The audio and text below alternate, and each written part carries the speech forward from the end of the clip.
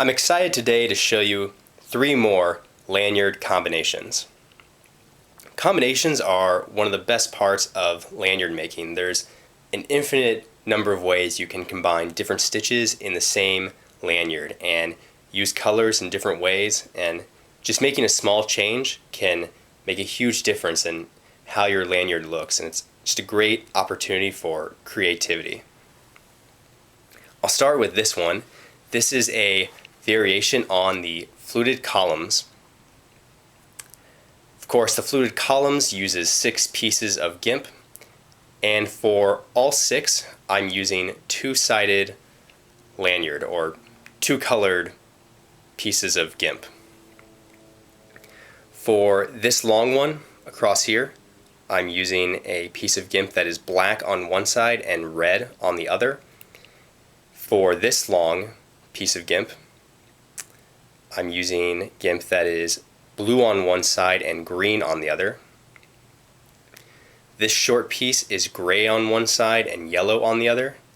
This short piece is light purple on one side and dark purple on the other.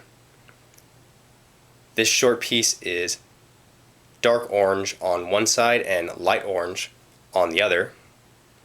And finally, this short piece is white on one side and red on the other. So I do a few regular fluted column stitches. These might look like unusual fluted column stitches, but they're just regular fluted column stitches with the 2-sided pieces of gimp. Next, I go into some twisted fluted column stitches, then back into some regular fluted column stitches, then some more twisted stitches, and I finish with regular fluted column stitches. As you can see, both parts that I have twisting are twisting in the same direction. If I would have done one more regular fluted column stitch before starting the twist, then the twist would actually go this way, and the 2 twists would be in different directions.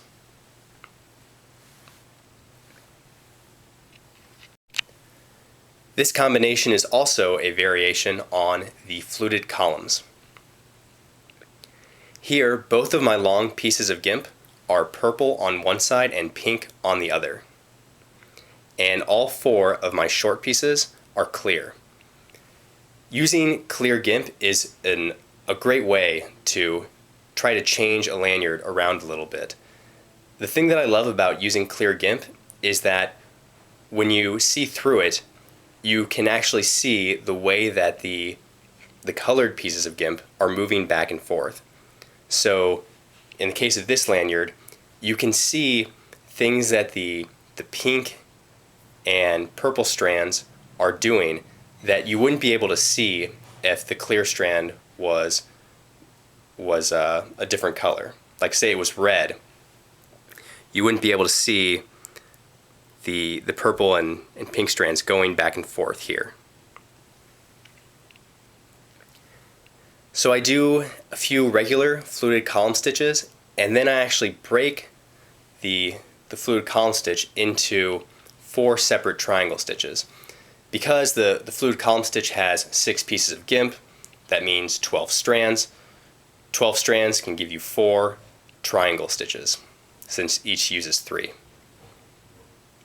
And that's why you're able to see through the lanyard, because you're looking through the triangle stitches.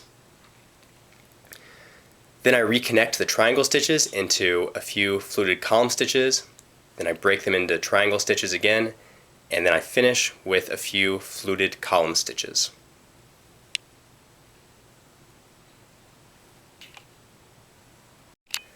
Finally, we have this variation on the hexagon lanyard.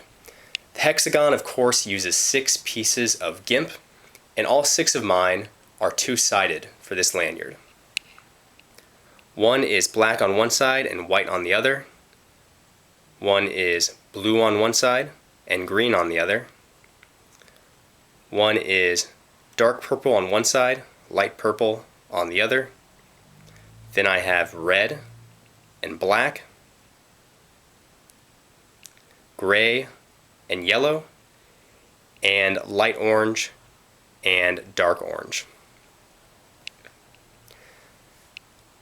I start with a few regular hexagon stitches, then go into some twisted hexagon stitches, back to some regular hexagon stitches, and then I take the 6 pieces of gimp and break them into 2 separate triangle stitches. Finally finish with a few hexagon stitches.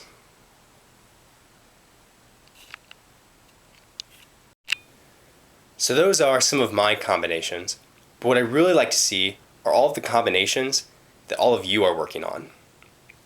So go to my new Facebook page at www.facebook.com/lanyards and post a photo in my timeline of your best combination lanyard. I can't wait to see all of your awesome ideas.